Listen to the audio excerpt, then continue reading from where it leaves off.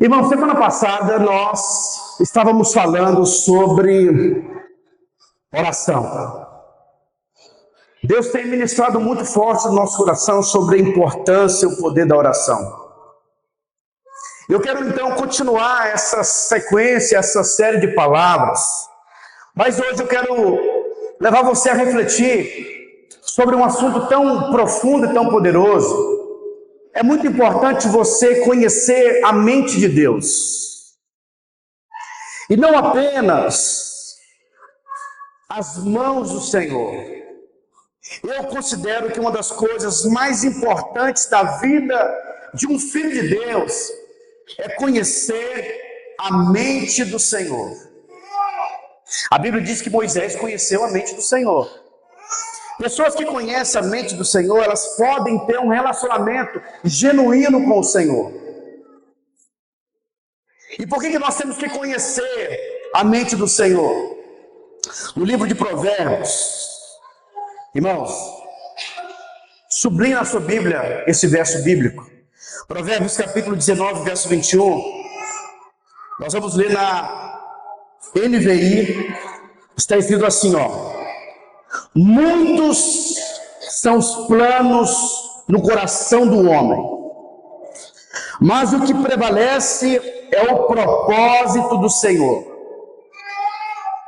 Muitos são os planos do coração dos homens, mas o que vai prevalecer é o propósito do Senhor. Diga assim, o propósito do Senhor é o que vai prevalecer. Eu considero que uma das maiores tragédias é você dar certo naquilo que não é o seu propósito. Eu até brinquei com o irmão essa semana. Nós fomos fazer um churrasco na casa dele e ele tem uma churrasqueira de inox, mas a perna da churrasqueira desse irmão quebrou. E aí o que acontece? Para nós não perdermos o churrasco, o irmão fez uma adaptação lá, colocou tijolos para segurar aquela churrasqueira. Deu certo para assar? Sim ou não? Deu certo. Mas veja bem, o propósito do tijolo não é para segurar a churrasqueira. Mas deu certo. E sabe, tem muitas pessoas, às vezes, que elas estão dando certo em algumas áreas da vida delas, que não é o propósito delas. E eu acredito que uma das maiores tragédias é essa. Uma das coisas também que eu acho assim que é muito ruim é você viver e não descobrir o seu propósito na terra. Conta-se que certa vez um homem, ele era homem de Deus, morreu e chegou na glória. O anjo o recepcionou e ele então fez a pergunta para o anjo dizendo: olha, eu tenho uma grande curiosidade. Depois do apóstolo Paulo, depois de Jesus, esse grande mover, e fala qual foi o maior avivalista de todos os tempos. Me mostra, você que conhece a história, a eternidade.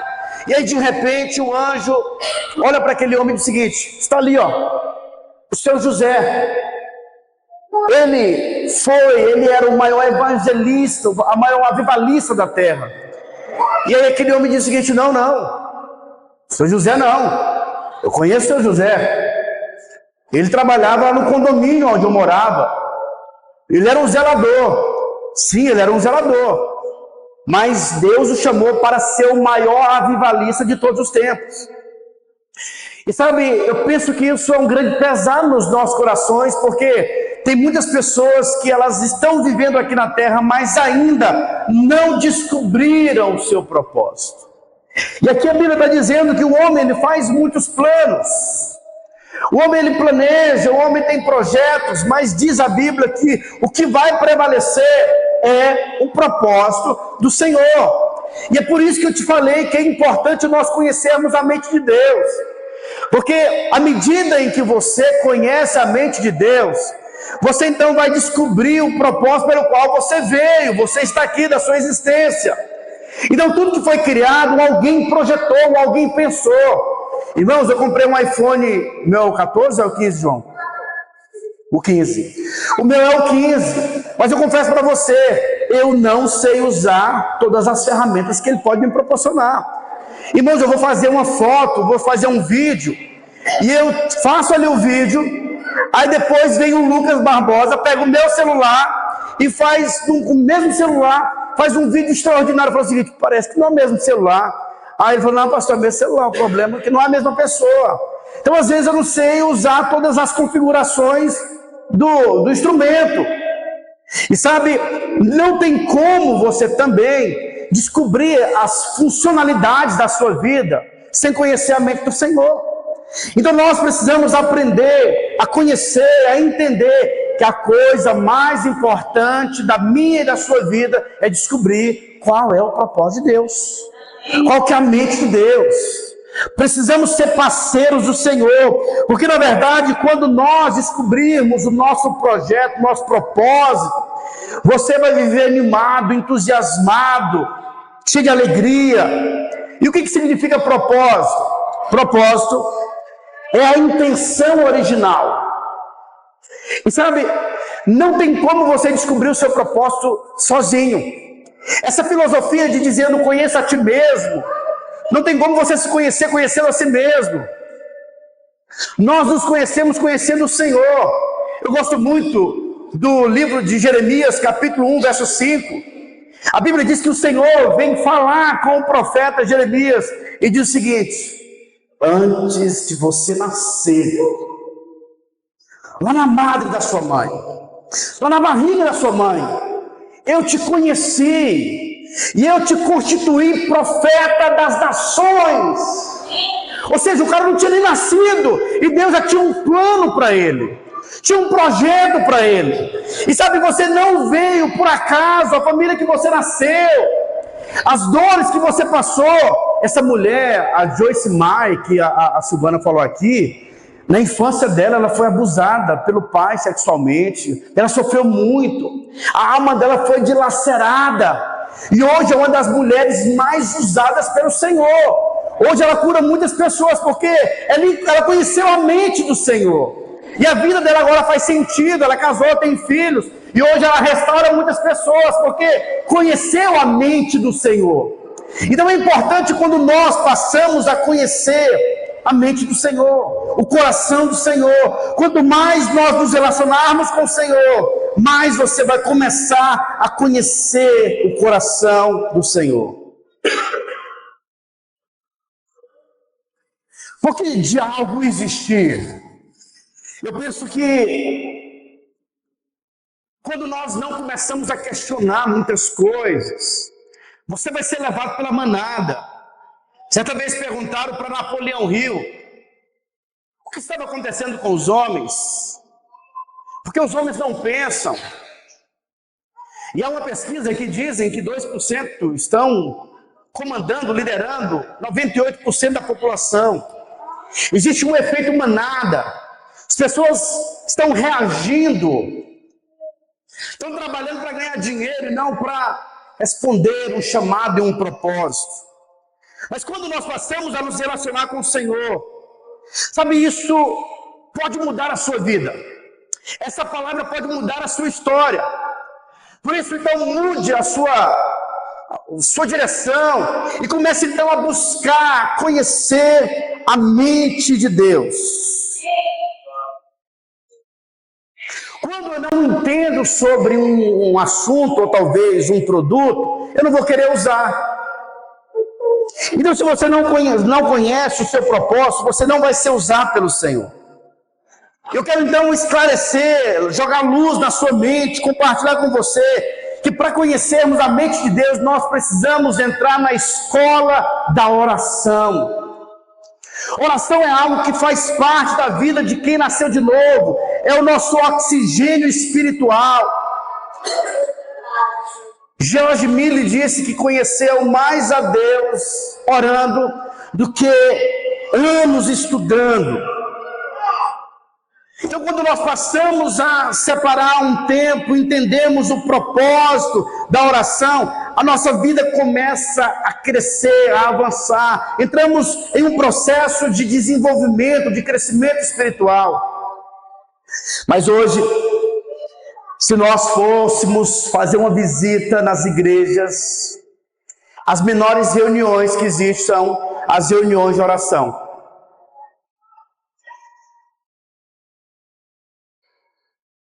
Nesse exato momento, em muitos lugares, é muito pequeno as reuniões de oração. Para algumas pessoas, oração é algo deprimente. Algumas pessoas começam a orar e elas ficam olhando no relógio, poxa vida, parece que o tempo não passa. E tudo isso acontece porque nós ainda não compreendemos o propósito e o poder que está por detrás da oração. E Deus quer nos enriquecer. Se nós não orarmos, nós seremos um grupo de religiosos, de pessoas que não vão fazer a diferença na sociedade.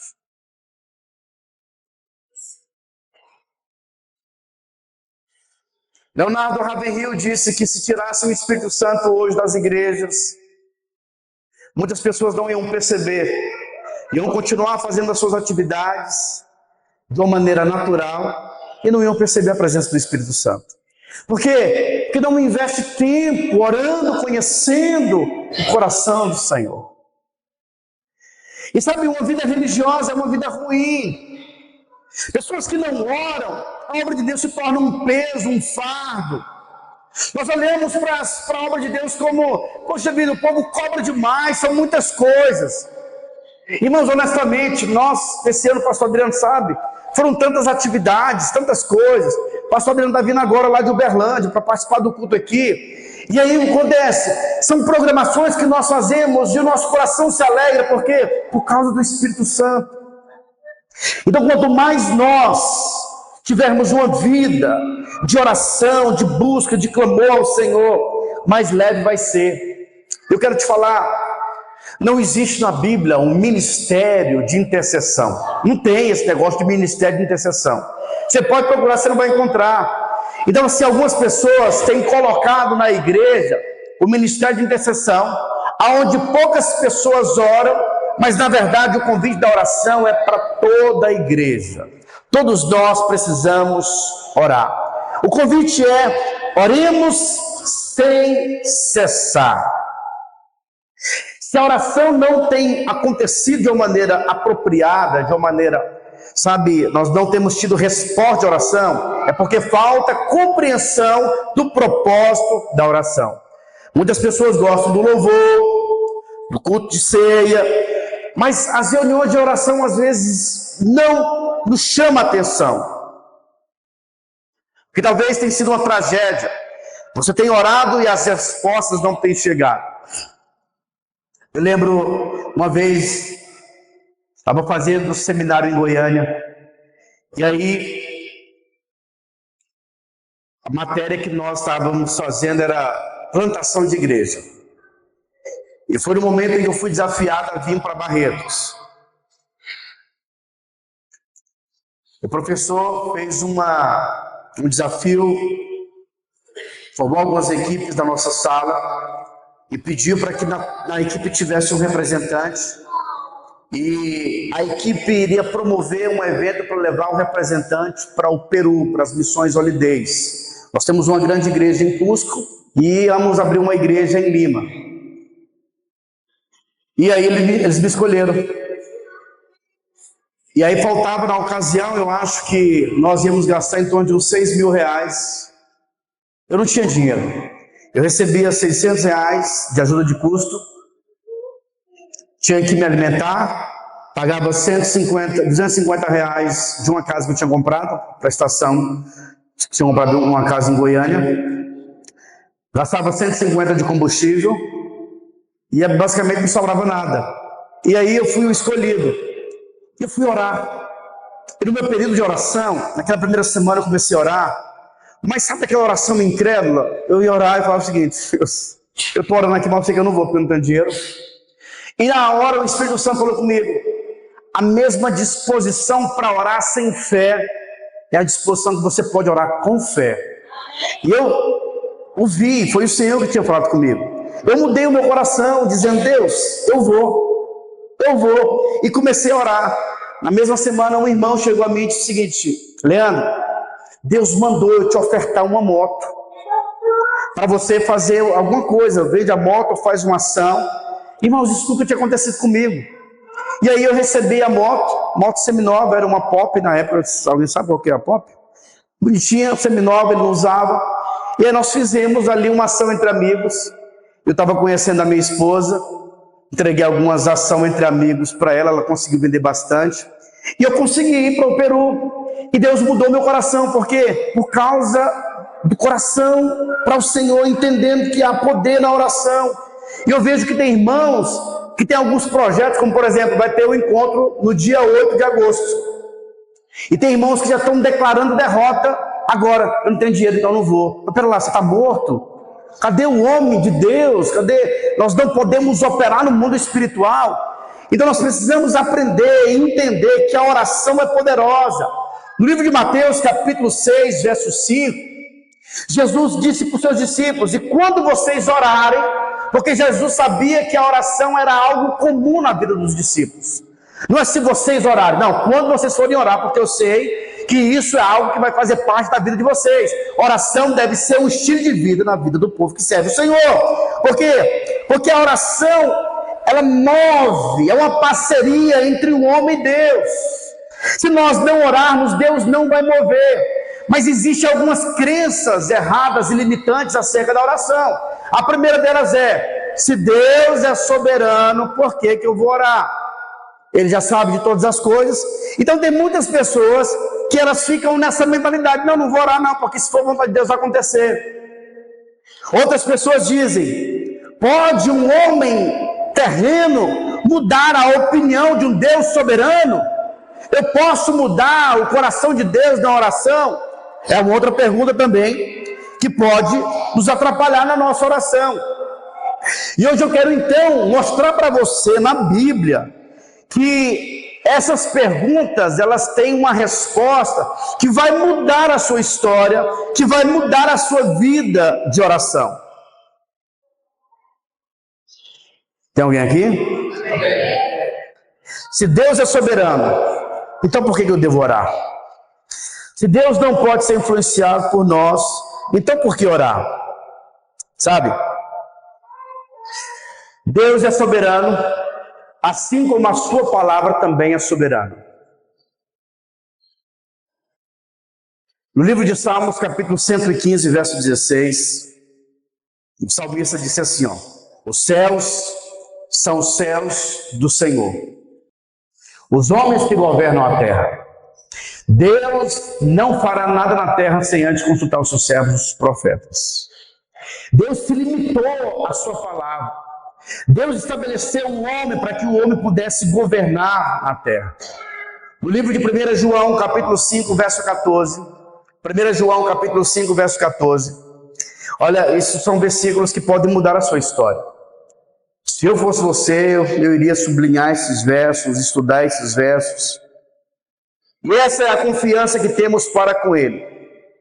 Que se pedirmos alguma coisa segundo a sua vontade, Ele nos ouve.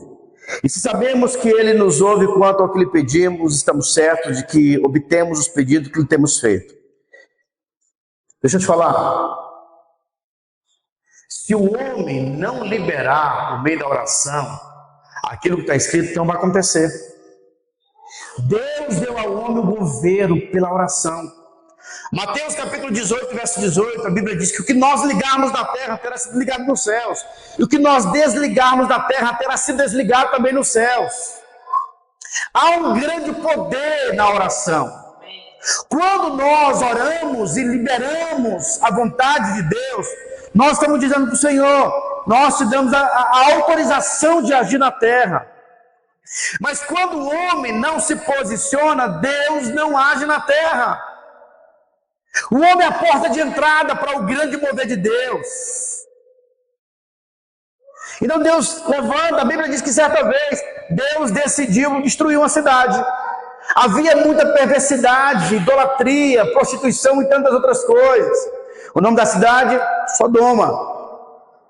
E a Bíblia diz então que Deus ia destruir a cidade, mas antes de Deus destruir, foi consultar Abraão. Disse: Abraão, seguinte, estou pensando em destruir essa cidade. Veja bem, irmãos, Deus é Deus, Ele poderia muito bem destruir sem prestar contas para ninguém. Mas o Senhor foi perguntar para Abraão, e Abraão fala: Senhor, e veja, Abraão conversando com Deus, isso é chamado de oração.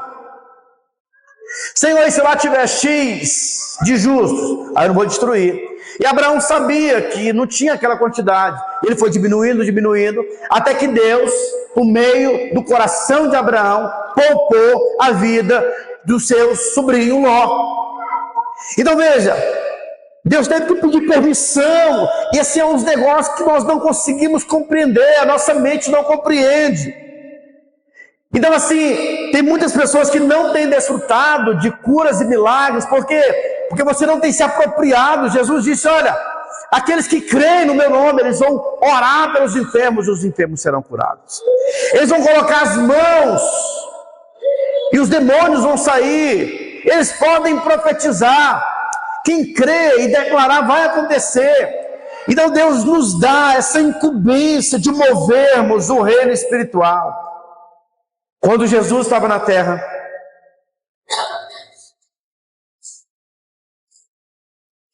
ele trouxe o reino dos céus. Ele disse, olha, chegado até vocês o reino dos céus. Leias, ele é o rei, por isso o reino chegou. Ele reina sobre a enfermidade, ele reina sobre a miséria, ele reina sobre a morte. O leproso chega até Jesus e diz, Senhor, se o Senhor quiser, o Senhor pode me curar. E Jesus, então, expressando o coração de Deus, diz, eu quero ser curado. Ele vai, ora por uma pessoa endemoniada e ele é curado, ora pelo enfermo, ele é curado. E qual que era a matemática de Jesus? Jesus falava o seguinte, poxa, eu vim do céu. No céu não tem enfermidade, então tem que trazer o que está no céu para a terra. Seja curado, ressuscita, seja liberto. Porque no céu não tem demônio, no céu não tem sofrimento. E Jesus então, ensinando os seus discípulos na oração, ele disse, olha, quando vocês forem orar, orem para que seja feito na terra assim como é feito nos céus. Jesus está dizendo, em outras palavras, que nem tudo que acontece na terra é vontade de Deus. Então tem muitas pessoas que têm atribuído algumas calamidades a Deus.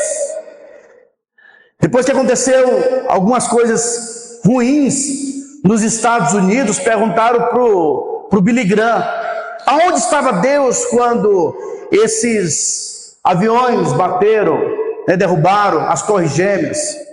E ele então disse, Deus estava no mesmo lugar. Deus não mudou de endereço. Ainda não é Deus que manda. Mas a Bíblia diz que o diabo vem para matar, roubar e destruir. Nós precisamos ser os guardiões. O que vai acontecer na cidade, o que vai acontecer na célula, o que vai acontecer no nosso encontro, o que vai acontecer na formatura vai depender do que nós liberarmos. Você tem o poder de mudar o seu destino por meio da oração, declarando as verdades de Deus por meio da oração. Separe tempo liberando a verdade do Senhor, liberando o governo de Deus, o que Deus fala. O que o mundo tem pregado, tem falado, não é a verdade é o que está escrito. Receba cura, receba restauração, receba transformação. Você tem a mente de Cristo, você foi separado pelo Senhor. Não há pecado tão grande que o sangue de Jesus não possa perdoar. Você faz parte da família de Deus. Você é um pai e uma mãe de multidões. Alguns foram chamados para evangelistas, outros foram chamados para mestres na palavra, outros para pastores. Aqui está uma nação de sacerdotes e sacerdotisas do Senhor. Aqui estão os luzeiros dessa cidade. Essa é a reunião mais importante, porque você está recebendo uma medida maior de luz para resplandecer na segunda-feira. Para muitos, segunda-feira é o pior dia, até que aquele que está cheio de vida se manifeste no seu serviço. Ah, pastor, mas eu também murmuro na segunda-feira. Misericórdia. A Bíblia diz que a vida está em nós. A boca fala do que o coração está cheio. Então Deus nunca vai violar a sua palavra. Se Deus disse, acredite, ande em linha com a palavra de Deus. Deus é soberano assim como a sua palavra é soberana. Deus está limitado pela sua palavra. E Deus nunca irá violar a sua palavra. O apóstolo Paulo escreveu no livro de Gálatas, capítulo 1, verso 8, se não me engano. Paulo diz assim, ainda que nós, ou até mesmo um anjo, mas ainda que nós, ou até mesmo um anjo, vindo dos céus, pregue um evangelho que vá além do que vos temos pregado, seja isso anátema. Essa palavra anátema no original significa maldito. Ou seja, se não está escrito, rejeita. Algumas pessoas perguntam para mim, pastor, qual que é a sua opinião sobre tal assunto? Eu falo, olha, a minha opinião é o que está escrito. Conheça a mente de Deus, conheça o coração de Deus. Eu não sei quanto a você, mas eu já tive tantas crises. Uma delas é que quando comecei a fazer o curso de maturidade, é ensinado que nós somos um vaso e Deus é o conteúdo. Nenhum homem nasceu para ser o conteúdo, você nasceu para conter algo. Nós precisamos expressar a Deus. E aí vem aquelas crises tipo, poxa vida, por que Deus tem que expressar? Que carência que é essa? Mas na verdade, a única forma de você dar certo e viver bem é quando você tem a vida de Deus dentro de você. Por que você tem que ser esse vaso? Porque você não tem conteúdo. O ego, a arrogância, só sai coisa ruim de você. E é por isso que Jesus disse, a Bíblia diz que Jesus sendo Deus, Ele nos ensina a maneira de vivermos. Ele não quis, por usurpação, ser igual a Deus, antes a si mesmo, se esvaziou. A maneira mais confiável de você viver bem é você se esvaziar de si mesmo e se encher da palavra, se encher da presença do Espírito Santo. Como estão me compreendendo? Os discípulos andaram com Jesus. Eles viram que Jesus, ele era alguém que movia-se no poder. Os fariseus, ao olharem para Jesus, eles diziam, olha, ele fala como alguém que tem autoridade, porque ele falava e as coisas aconteciam. A Bíblia diz que Jesus ia para os montes orar e passava, 1, 2, 3 horas orando, e quando o dia amanhecia, ele dizia, vamos para a cidade agora. E quando ele se deparava com alguma dificuldade, ele já não orava, ele só comandava. Por quê? Porque ele estava exercendo, ele conhecia a mente de Deus. Jesus investia muito tempo com Deus, e ele investia pouco tempo com demônios, com problemas. E aí, certa vez, trouxeram para os discípulos de Jesus, dizendo, olha, esse meu filho está endemoniado, tira esse demônio. E os discípulos então tentaram, não conseguia. E Jesus então avistando os discípulos, gastando muito tempo com o demônio, Jesus desce e o homem diz, olha Senhor, eu trouxe o meu filho para que eles expulsassem o demônio dele, mas eles não têm conseguido. E Jesus então ordena, numa fração de segundo, aquele menino é liberto. Os discípulos ficam perplexos e dizem, Senhor, o que aconteceu? Por que nós não conseguimos expulsar esse demônio? E Jesus disse, olha, tem algumas caças de demônio que só sai com jejum e oração. Em outras palavras, Jesus estava dizendo, olha, eu invisto muito tempo com o Pai e pouco tempo com os problemas. Mas às vezes nós ficamos muito tempo com o problema e pouco tempo com o Senhor na escola da oração. Precisamos investir tempo.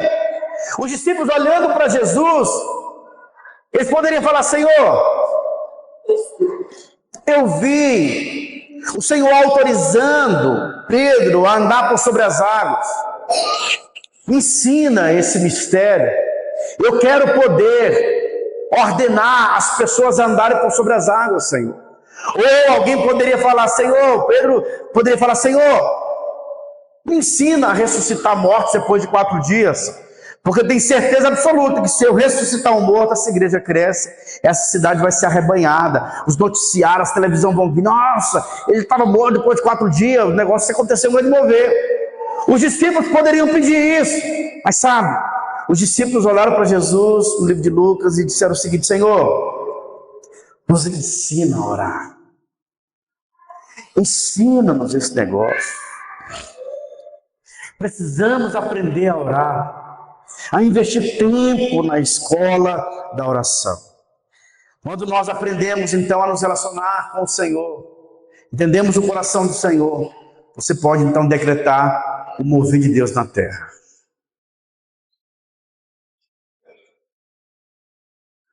Certa vez um jovem chegou no pastor lá em Goiânia e disse assim: pastor, o que você está fazendo? Irmão, estou no meu tempo aqui de oração. Pai, pastor, já que você não está fazendo nada, vamos ler comigo. Então, para muitas pessoas, orar é fazer nada. Mas acredite em mim, oração é uma das coisas mais importantes na sua vida. Nós não temos opção.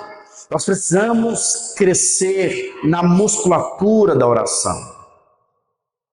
Guardar nossa casa, a nossa família. Precisamos governar no reino do Espírito. Tem muitas coisas que Deus tem para liberar para mim e para você. A Bíblia diz que Daniel é um homem de oração. Certa vez Daniel, ele olhando para a Bíblia, ele percebe, olha, o tempo do cativeiro, segundo a promessa, era 400 anos. Bateu o tempo. Agora é tempo de libertação. E ele foi orar. O que aconteceu? O povo foi liberto. Porque ele orou de acordo com o que estava escrito. Daniel orava 3 vezes ao dia. E diz a Bíblia que Daniel começou um jejum e começou a orar. E a Bíblia diz que depois de 21 dias o anjo veio e diz: olha, Daniel, você orou, e quando você orou, o céu ouviu. Mas só que o príncipe da Pérsia, os demônios, estavam nos resistindo. E por isso que houve essa demora no segundo céu. Você vai ver no livro de Efésios, capítulo 6, a partir do verso 10, a Bíblia diz que nós temos que nos revestir de toda a armadura de Deus. Porque a nossa luta não é contra carne nem sangue, mas contra principados e potestades. Aonde? Nas regiões celestiais.